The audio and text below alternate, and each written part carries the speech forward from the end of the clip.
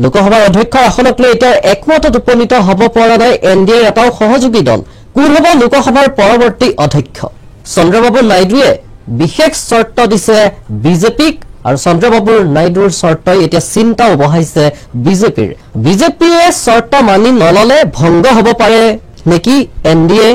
মিত্ৰজোঁট টিডিপিৰ পূৰ্ণ কোনপটীয়া চৰ্ত এনডিএৰ সহযোগী দলসমূহৰ সৈতে আলোচনা কৰাৰ পাছতে সিদ্ধান্ত লোৱা হোক লোকসভাৰ অধ্যক্ষৰ আসনত কোন বহিব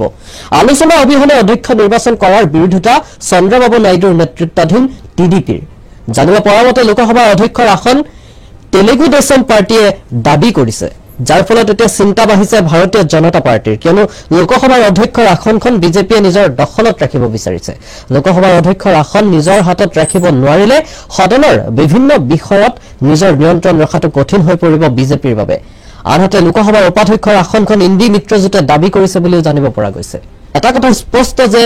বিজেপিৰ কোনো নেতাই বহিব লোকসভাৰ অধ্যক্ষৰ আসনত আৰু বিজেপিৰ পৰাই লোকসভাৰ অধ্যক্ষৰ আসনত পহাত সমৰ্থন আগবঢ়াব জেডিইউয়ে কিন্তু বৰ্তমানলৈ নিজৰ স্থিতি টিডিপিয়ে স্পষ্ট কৰা নাই আৰু